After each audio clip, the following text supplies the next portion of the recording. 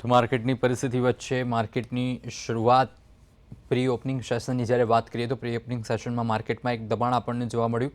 Pre opening પહેલાં જ Sensex 1000 point જેટલું ગેપ ડાઉન ઓપન થયું હતું અને ત્યાર પછી રિકવરી પણ આપણને જોવા મળી છે. અમેરિકાએ ભારત પર ટેરિફ બોમ્બ જે 25% ટેરિફ લાગવામાં આવ્યો છે અને 25% 1 ઓગસ્ટથી લાગુ પણ થશે. એટલે આ પરિસ્થિતિ કઈ દિશામાં લઈ જશે અને એક બાજુ યુએસ પ્રમુખ ડોનાલ્ડ ટ્રમ્પે કહ્યું છે કે રશિયા પાસેથી તેલ અને શસ્ત્રો જે ભારત ખરીદી રહ્યું છે એનો પણ દંડ લેવામાં આવશે. એટલે કે ટ્રમ્પ કઈ દિશામાં આગળ વધી રહ્યા છે અને ટ્રમ્પે ટેરિફ લગાવ્યા પછી પણ એવી વાત કરી છે કે ઇન્ડિયાની જે ઇકોનોમી છે એ ડેડ ઇકોનોમી છે, ઇન્ડિયાની ઇકોનોમી ડેડ છે.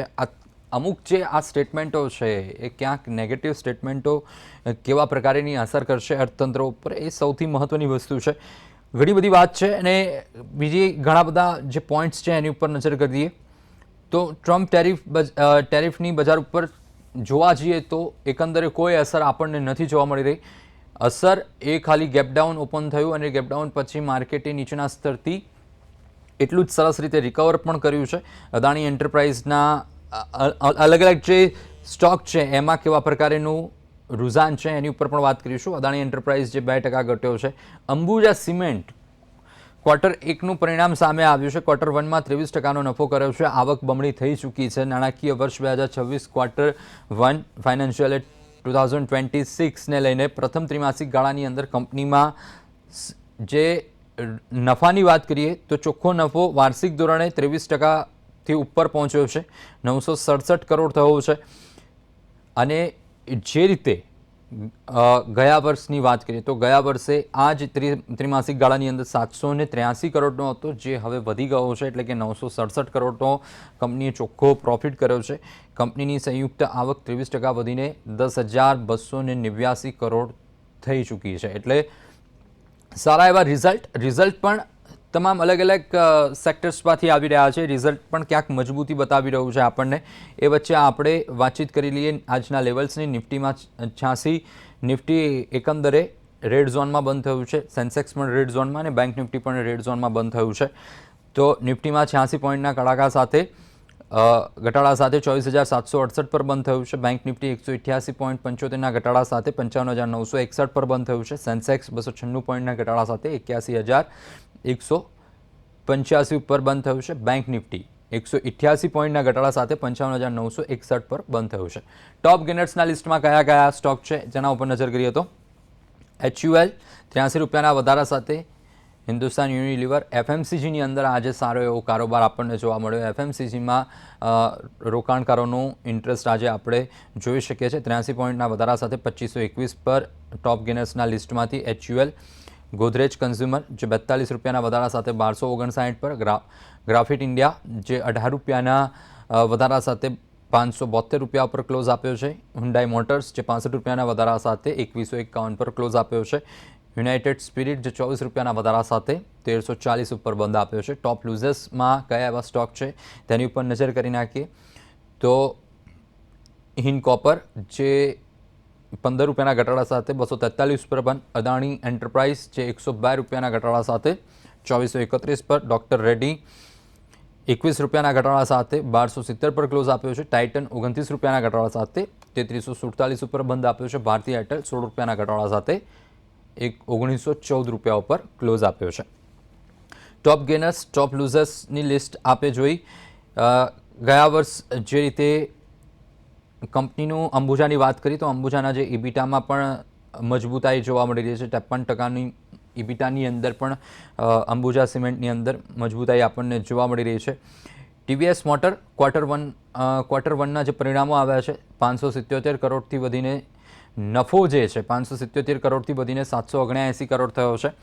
આ તમામ મુદ્દા છે. વૈશ્વિક બજારોની પણ ક્યાંક અસર છે, અસરો છે. આ પરિસ્થિતિ વચ્ચે જાણવાનો એ પ્રયત્ન કરીશું કે હવે ટ્રમ્પની કેટલી અસર આપણને જોવા મળશે. આપણી સાથે એક્સપર્ટ જોડાશે અને એક્સપર્ટ સાથે પણ આપણે ચર્ચા કરીશું. TVS મોટર જેનો ક્વાર્ટર 1નો નફો આ વખતે વધ્યો છે, 779 કરોડ થયો છે. જિલેટ ક્વાર્ટર 1ના પરિણામો ત્રિમાસિક પરિણામો પછી 5% સ્ટોક વધ્યો છે. ડીસીબી બેંકનો પણ નફો ક્વાર્ટર 1માં વધીને 157 કરોડ થયો છે. બજાર એક રીતે આપણને શરૂઆતથી ક્યાંક નબળું હતું, તેમ છતાં પણ એફએમસીજી, જે અગાઉ પણ મેં વાત કરી કે એફએમસીજીના શેરો ચમક્યા છે, જેની અંદર એચયુએલ અપેક્ષા મુજબના પરિણામો સાથે વધ્યો છે.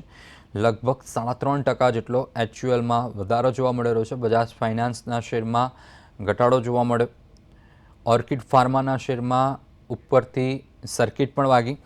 આ તમામ પરિસ્થિતિ ઉપર નજર કરવી છે અને સાથે સૌથી મહત્વનો મુદ્દો ટ્રમ્પ ટેરિફ, એની કેટલી અસર આવનારા દિવસોમાં, માર્કેટ કઈ દિશામાં આગળ વધશે, એ તમામ મુદ્દે આપણે ચર્ચા કરવી છે. ચર્ચામાં આપણી સાથે અશ્વિન શાહ, બિગબી તરીકે ખૂબ જ પ્રચલિત અને કોર્પોરેટ એનાલિસ્ટ, એમએનએમ સ્ટોક બ્રોકિંગના brand ambassador Ashwin Shah, Big B આપણી સાથે જોડાઈ ચૂક્યા છે. બિગબી, સ્વાગત છે આપનું કાર્યક્રમમાં.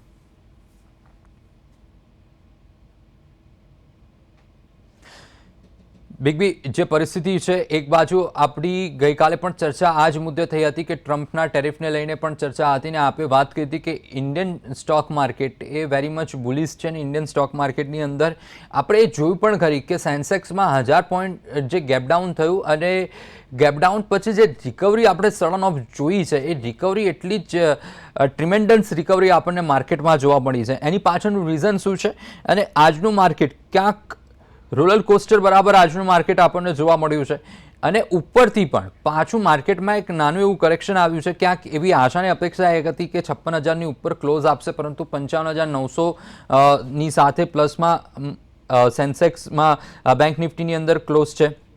સેન્સેક્સમાં ક્યાંક આપણે 81,500ની સપાટી આપણે જોતા હતા, એની અગિયાર 81,185 ઉપર ક્લોઝ છે. શું પરિસ્થિતિ કે અહીંયાથી માર્કેટ ઉપર જશે કે પછી શું લાગી રહ્યું છે આપને? ડેફિનેટલી મેં ગઈકાલના જ ઇન્ટરવ્યુમાં આપણે કીધેલું કે ટ્રમ્પ હોય કે કોઈ બી હોય, અત્યારે ઇન્ડિયન માર્કેટ ટોટલી ઇન્સ્યુલેટેડ છે અને આઇસોલેટેડ બી છે. ઇન્ડિયન માર્કેટ છે ને ગ્રોથ સ્ટોરી પર ચાલે છે અને ઇન્ડિયાની ગ્રોથ સ્ટોરી ઇન્ટેક્ટ છે. કારણ કે ઇન્ડિયાની અંદર તમે જો, મેં કીધું ગઈકાલે ઇન્ડિયન મોનેટરી ફંડે બી, ઇન્ટરનેશનલ મોનેટરી ફંડે બી આપણું જીડીપી ગ્રોથ વધાર્યો, બરાબર છે. અને આપણા લગભગ અક્રોસ બધા સેક્ટરના ધીરે ધીરે રિઝલ્ટ આવે છે, એ બી સારા છે. અને ગવર્મેન્ટના ઇનિશિયેટિવ બી બહુ જોરદાર છે. હવે ટ્રમ્પનું જે હતું તે ટ્રમ્પ એવી વસ્તુ છે ને કે પેલો ડોનનો ડાયલોગ છે અમિતાભ બચ્ચનનો કે ડોન કો પકડના મુશ્કેલ, એવી રીતે ટ્રમ્પ કો સમજના મુશ્કેલી નહીં, નામુમકિન. એક તમે સમજો કોઈ ફુલિશ અને સ્ટુપિડ વ્યક્તિને ક્યારેય સમજાય નહીં, એને કોઈ સમજાવવાની કોશિશ બી ના કરે. એને દરેક જગ્યાએ વિયેતનામ હોય, આપણે હોય, ચાઇના હોય, જપાન હોય, ડ્યુટી લગાવી પાછી ખેંચે. એને ખ્યાલ આવે કે ના, હવે એને બ્રાઝિલ પર એટલી બધી ડ્યુટી લઈને ખબર પડી કે આપણે તો બ્રાઝિલથી વધારે પડતું એક્સપોર્ટ કરીએ છીએ, આપણે બ્રાઝિલ ઉપર જ એટલે પાછું એની જોડે એ રીતનું. એટલે ઇન્ડિયાનું એને ખબર છે કે અમેરિકાની 50% ઇકોનોમી ઇન્ડિયા પર છે. તમે ઇન્ડિયન ડાયસ્પોરા જુઓ, ત્યાં કોઈ બી કંપની જુઓ, એપલ જોઈ લો, ગૂગલ જોઈ, બધા ઇન્ડિયાના જ મોટી પોસ્ટ પર છે. એટલે you can not ignore the India, બરાબર છે. અને ઇવન યુએસએ નો ગ્રોથ તો છે ને, ઇન્ડિયાને ઇગ્નોર કરાય જ નહીં. ઇન્ડિયા વગર અમેરિકા કઈ જ નથી. એટલે હવે એને ખ્યાલ આવશે એટલે ધીરે ધીરે ધીરે ધીરે. એને પહેલા એવું કીધું કે રશિયાની જોડે તમે રિલેશન રાખો છો, પછી આજે એવું કીધું કે મારે એની જોડે કોઈ લેવા દેવા નથી. એમ કરતા માણસ, અને મને એવું લાગે છે કદાચ એ 4 વર્ષ પૂરા નહીં બી કરે, કારણ કે અમેરિકા અમેરિકા છે. એકવાર ચૂંટીને આવી ગયા છે, ચાલે. એટલે આપણે એનાથી કઈ ગભરાવાની. આજનું માર્કેટ તો શું છે કે બહુ ટાઈમ પછી છેલ્લો ગુરુવાર અને મહિનાની બી છેલ્લી તારીખ, કાલથી નવો વાયદો ચાલુ થશે. હવે બેંક નિફ્ટી શું છે કે નિફ્ટીમાં 50% શેરો બેંકના જ છે કે જે નિફ્ટીને રૂલ કરે છે, બરાબર. એનું વેઇટેજ છે એચડીએફસી બેંક ને બધું. એટલે માર્કેટે સવારમાં શું કર્યું, ટ્રમ્પના લીધે નીચજર્ક રિએક્શન આપ્યું. પછી જોયું કે માર્કેટને ખ્યાલ આવી ગયો. મેં તમને કીધું માર્કેટને પહેલો ખ્યાલ આવી ગયો આમાં તો કઈ નથી. એટલે માર્કેટ પછી આજે છેલ્લો દિવસ ખેંચાયું, પણ થોડું ઘણું પ્રોફિટ બુકિંગ હોય કે થોડી ઘણી પોઝિશન હળવી થઈ હોય, ટેલ વાઇન્ડ હોય, હિન્ડ વાઇન્ડ હોય, બધું થઈ ગયું. અને માર્કેટ છેલ્લે નેરો રેન્જમાં 81,185 નો ઇન્ડેક્સ 290 પોઈન્ટ ડાઉન, અને નિફ્ટી છે 86 પોઈન્ટ ડાઉન આવી, જે કંઈક એનો 24,768 જેવી બંધ છે. પણ કાલથી શરૂ થતો જે વાયદો છે 1 ઓગસ્ટથી, મને એવું ઓગસ્ટ મહિનો ભરપૂર તેજીનો રહેશે.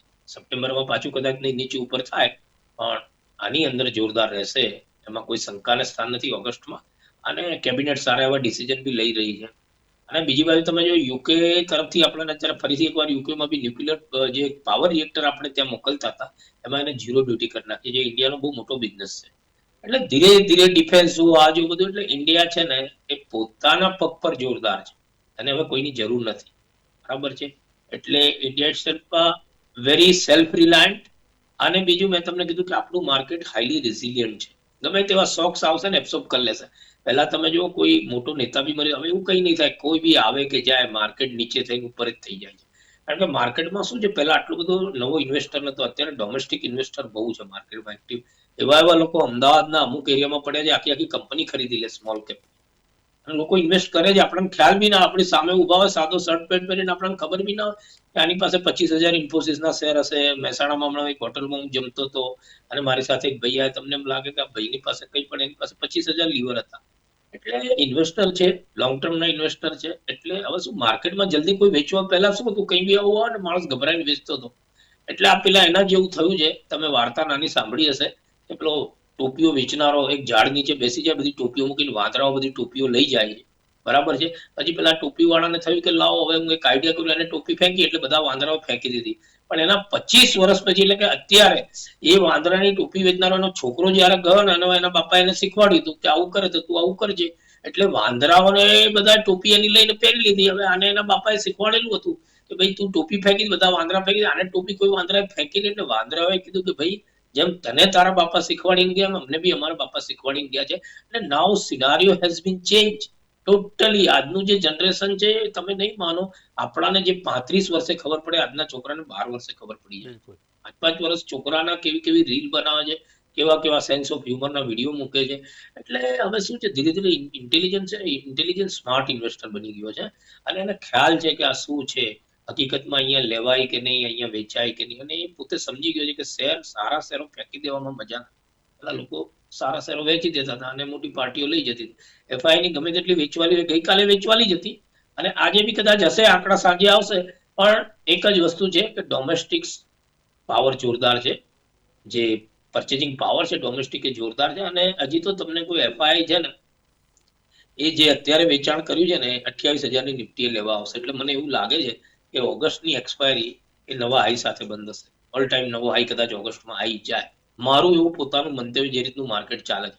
બાકી ઓવરઓલ તો આપણે પાર્થભાઈ કીધેલું જ છે કે અહીંથી 25 વર્ષ આખા વર્લ્ડમાં જો કોઈ બિગ બુલ હોય તો ઇન્ડિયા છે. હવે કોઈ વ્યક્તિ બિગ બુલ નહીં, હર્ષદ મહેતા નહીં, કેતન પારેખ નહીં, હવે ઇન્ડિયાનો જમાનો 25 વર્ષ. લવ India, like India, Khelo India. I am very much bullish on India.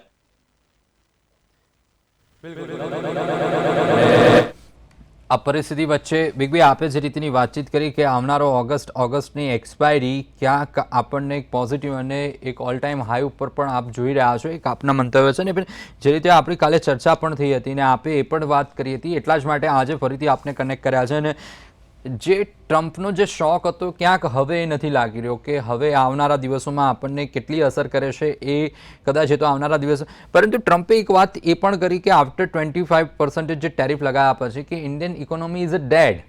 તો આ શું ખરેખરમાં આ ટ્રમ્પના આ પ્રકારના નિવેદન, અને ટ્રમ્પે એવી પણ વાત કરી છે કે ઇન્ડિયા રશિયા સાથે ડૂબશે, એમાં અમેરિકાને શું, મારે શું. એટલે ક્યાંક અંદરથી એક કહેવાય ને કે એક ફ્રસ્ટ્રેશન બહાર નીકળતું હોય કે એ પરિસ્થિતિ અત્યારે આ ટ્રમ્પના કેસમાં સામે આવી રહી છે. વ્યક્તિ છે ને પોતે જ હવે એટલો બધો ડેસ્પરેટ છે કે એને કઈ ખબર જ નથી કે એ બોલતા પહેલા નથી વિચારતો, બોલ્યા પછી બી નથી વિચારતો.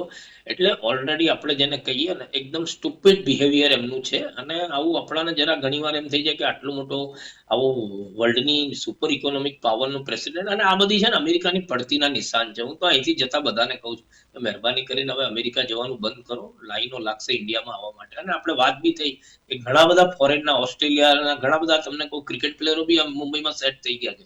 કારણ કે India is the best country, બરાબર. સેફટી બી છે અહીંયા, તમારે લાઈફ લિવિંગ સ્ટાન્ડર્ડ બી જોરદાર છે, અને અહીંનું એન્વાયરમેન્ટ બી જોરદાર છે. એટલે શું છે, ધીરે ધીરે તમે વિચાર કરો, આજે અમદાવાદ છે, ધીરે ધીરે મુંબઈની લેવલમાં થતું છે. એટલું બધું ઇન્ફ્રાસ્ટ્રક્ચર ડેવલપમેન્ટ છે ને. અને steel India is a infrastructure deficit country. અહીંથી આવતા 10-20 વર્ષમાં, ઇવન તમે આજે જુઓ કે આપણા સ્ટેટ મિનિસ્ટર જે હર્ષ સંઘવી છે, હોમ મિનિસ્ટર ઓફ સ્ટેટ, એમને આજે ડાયમંડ બોર્સ ની અંદર જઈ અને લોકોને જબરદસ્ત ડાયમંડ, તમે જો વર્લ્ડના 10 ડાયમંડમાંથી 8 ડાયમંડ સુરતના પોલિશ હોય છે. તેજી મંદી આવે કરે. એટલે I am very much bullish on some sector, IT enable, software, cyber security, polish diamond. હવે લેબ ડાયમંડ બી એક નવો આવે છે, લેબ ગ્રોન ડાયમંડ, કે જે જબરજસ્ત ચાલે છે બજારમાં. અને આ બધામાં ઇન્ડિયાનું વર્ચસ્વ રહેવાનું જ. કારણ કે ઇન્ડિયાની પાસે, મેં તમને કીધું, ડેમોગ્રાફિક ડિવિડન્ડ છે. We are very young. India is a young country, we also young. માણસ કન્ટ્રી યંગ છે, માણસ યંગ રહેવાનો છે. હવે એ તો તમારી મેન્ટાલિટી પર ડિપેન્ડ છે કે તમે સવારથી કેવા મેનિફેસ્ટેશન સાથે બહાર નીકળો છો. બરાબર છે. એટલે મારી એક અપીલ છે કે હંમેશા રાઈટ. પોઝિટિવ થિંકિંગ રાખો. અને બીજું, પ્રધાનમંત્રીમાંથી એક જ વસ્તુ શીખો, ગમે તેવી આફત આવે એને અવસરમાં બદલી દો. બરાબર. આ સમયે 240 સીટ હતી, હિંમત હાર્યા વગર આજે બી દેશના ત્રીજા વડાપ્રધાન સરકાર ચલાવે છે. અને મને એવો વિશ્વાસ છે કે ચોક્કસ 2029 સુધી પોતાનો કાર્યકાળ પૂરો કરશે અને દેશને એક નવી દિશા આપી છે એમને. લોકોને દોડતા કરી દીધા છે. અને અત્યારે એ લોકો માટે જ કે તમારે 18 કલાક કામ કરવાની ટેવ પાડવી પડશે. આપણા વાળા બધા અહીંથી જઈને ઘણા એવા છે વ્યક્તિઓ, આપણને અહીંયા કંઈ ના કર્યું હોય અને પછી ત્યાં જઈને કચરો સાફ કરતા હોય કેનેડામાં, કોઈની હોટલમાં કામ કરતા હોય, પણ એમ કહું, એ જ વસ્તુ તમે અહીંયા મહેનત કરો તો જોરદાર છે. અને ઇન્ડિયાની અંદર લાઈફસ્ટાઈલ એટલી જોરદાર છે કે તમને અહીંયા કામવાળા મળી રહે બધું. જ્યારે અમેરિકામાં આપણા મારી સગી સાડી ત્યાં રહે છે, એટલું બધું તમે જોવો ને, એમની ગાડીઓ જોવો, એમના બંગલા જોવો, પણ બધું કામ કચરા પોતાનું બધું જાતે જ કરવું પડે, કારણ કે એ લોકો અફોર્ડ ના કરી શકે. સમજ્યા? એટલે એવું છે, ત્યાંના $10-15 હજાર કમાતા હોય. હવે આપણા અહીંના એટલે એવું છે, અહીંયા બી અત્યારે હવે બધું મોંઘું તો થઈ જ ગયું છે કે તમારા કામવાળા અને લેબર આપણું ધીરે ધીરે બહુ એક્સપેન્સિવ થતું જાય છે. તમે પ્લમ્બર જુઓ, કાર્પેન્ટર જુઓ, બરાબર. નાનો ઘર બી બલ્બમાં લગાવવો હોય તમારે તો બલ્બ આવે ₹50, લેબર લે છે ₹100. અને આ વસ્તુ થવાની છે. એટલે સ્કિલ પાવર જોરદાર અહીંયા, અને અર્નિંગ બી વધ્યા છે લોકોના. એટલે લોકોને હવે જેને વસ્તુ, તમે જાઓ ફ્લાઇટ પર બી ગીતા મંદિર જેવી જ ભીડ હોય છે. મિસ્ત્રી ફ્લાઇટમાં જાય, બાર્બર ફ્લાઇટમાં જાય, ક્યાંય તમને જગ્યા ના મળે. એટલે એટલું બધું બિલકુલ. લોકો પાસે અર્નિંગ ધીરે ધીરે વધ્યું છે લોકો બિલકુલ. પહેલા કરતા. બિગ બી બરાબર. બી ગત રોજ જે આપણી જ્યારે વાતચીત થઈ હતી ત્યારે વાતચીત થઈ હતી કે ભારત ડાયનામિક્સ છે, એચયુએલ છે, બેલ છે, કેમિકલ છે, ઓટો સેક્ટર, એન્સેલરી સ્ટોક છે, એની ઉપર ક્યાંક એક બુલિશનેસ આપણને સેન્ટિમેન્ટ જોવા મળી રહ્યું છે. આપણે વાત કરીએ આરસીએફ, નેશનલ ફર્ટિલાઇઝર, એલએનટી, અને ખાસ કરીને એચયુએલમાં આજે એફએમસીજી સેક્ટર્સ આજે ચમક્યા છે. એફએમસીજી સેક્ટરની અંદર આજે સારી એવી તેજી આપણને જોવા મળી. એચયુએલમાં પણ સારી એવી તેજી જોવા મળી. શું લાગી રહ્યું છે બિગ બીની બકેટમાં આજે કયા એવા સ્ટોક છે? અને ખાસ કરીને જ્યારે આવતીકાલે નવા વાયદાની શરૂઆત થશે, નવા મહિનાની શરૂઆત છે, માર્કેટ કઈ દિશામાં, શું હજુ પણ 1 તારીખ છે, એ કદાચ ટેરિફની ક્યાંક નાની મોટી આપણને ઇમ્પેક્ટ જોવા મળે, એ અસર વર્તાશે?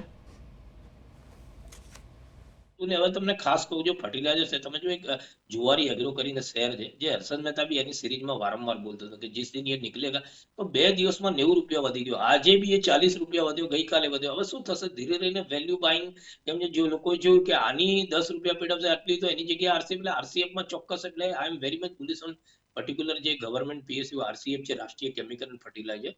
અને કંપની પાસે લેન્ડ બેંક બી બહુ મોટી છે, એટલે ગમે ત્યારે એમાં વેલ્યુ અનલોકિંગ થશે ને અહીંયાથી બહુ જબરજસ્ત તેજી, કદાચ ₹50-100 ની તેજી 6-1 મહિનામાં બી જોવા મળે. પણ લોંગ ટર્મ માટે ઇન્વેસ્ટ માટે બેસ્ટ છે. એવી રીતે નેશનલ ફર્ટિલાઇઝર છે.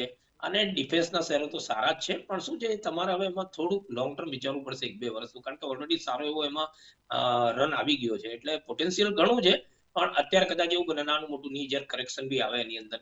અને બીજું એનબીએફસી કાઉન્ટરો છે, એ તો એને ને ટ્રમ્પને કોઈ લેવા જી. દેવા નથી. પણ ફાર્માના ઘણા શેરો છે કે જેનું ઇન્ડિયામાં જબરજસ્ત માર્કેટ, જી. એ શેરો બી બધા ચાલે. પિરામલ ફાર્મા છે, બીજું મેં તમને એનિમલ હેલ્થકેરમાં મેં તમને કીધું લાસા સુપરજેન છે. બિલકુલ. બિલકુલ. સ્મોલ કેપ છે, પણ આ બધાનું 2-5 વર્ષ બિલકુલ. પછી ભવિષ્ય બહુ ઊંચું છે. બિગ બી શું એટલે બિગ બી જે પણ સ્ટોક, જે પણ સેક્ટર અને સ્ટોક જી બિગ બી, જે પણ સેક્ટર અને સ્ટોક સ્પેસિફિક વાત થઈ છે, એમાં આપનો કોઈ પર્સનલ ઇન્ટરેસ્ટ ખરી? કારણ કે સમયની મર્યાદા આપણને નડી રહી છે. અને કોઈ શેર આપણે લેવે જ કરતા જ નથી. મારું કોઈ ડીમેટ એકાઉન્ટ બી નથી. પણ મેં તમને કીધું એમ, એક મારી ડ્રાઈવ છે. હું એવું છું કે દરેક ગુજરાતીના ઘરમાં શેર બજારમાંથી પૈસા જાય, કારણ કે આવતા 25 વર્ષ આ જ ધંધો છે. પણ ઇન્વેસ્ટરને, વ્યુઅર્સને મારી એક અપીલ છે કે ભલે તમારી પાસે ₹25,000 હોય, પણ તમે એને 2-3 વર્ષ માટે રોકો. ત્યાંથી વ્યાજે પૈસા લઈને ના રોકો. તો આ બજારમાં 35,000 ના 300 કરોડ વિપ્રોમાં થયા છે. એટલે બધું આવું છે, અને ટાઈમ ઇઝ ટાઈમ. અને માર્કેટ કેવું છે, એક વસ્તુ ધ્યાન રાખજો, it is not opinion which make the market, it is the market which makes an opinion. લોકો શું કરે કે બજારમાં બધી વાતો થવા લાગે કે 25,000 નો 2400 એટલે કે 70 થઈ જશે, એટલે લોકો એવું ના હોય. માર્કેટ ઉપર જાય એટલે લોકો ઉપર નહીં, પણ આપણે માર્કેટ ટ્રેન્ડ સાથેની આ માર્કેટમાં કોન્ટ્રેરિયન બનીને કામ કરીશું, સારા શેરોમાં ઇન્વેસ્ટ કરીશું, તો ચોક્કસ રૂપિયા મળશે. અને I wish a very great success to all the investors and the viewers. બિલકુલ. બિગ બી, અમારી સાથે જોડાવા બદલ, દર્શક મિત્રોને માહિતી અને માર્ગદર્શન આપવા બદલ આભાર આપનો. Thank you very much Big B. દર્શક મિત્રો, આજના બજારમાં જે રીતની ચર્ચા થઈ, ટ્રમ્પના ટેરિફની અસર ક્યાંક આપણને જોવા મળી છે, પરંતુ એ અસર કેટલી જોવા મળે છે આવતીકાલથી વધારે ખ્યાલ આવશે, કારણ કે 1 ઓગસ્ટથી જ્યારે લાગુ થશે અને નવા વાયદાઓ, નવો કારોબાર અને આની વચ્ચે હવે માર્કેટ કઈ દિશામાં આગળ વધે છે, કઈ સપાટીઓ માર્કેટ ક્રોસ કરે છે, એ જોવાનું રહેશું ને એ વિશે આપણે અપડેટ પણ આપતા રહીશું અને વિશ્લેષણ પણ કરતા રહીશું. પરંતુ આજના બજારમાં અત્યારે બસ આટલું જ. આવતીકાલે ફરીથી મળીશું. મને રજા આપશો. નમસ્કાર.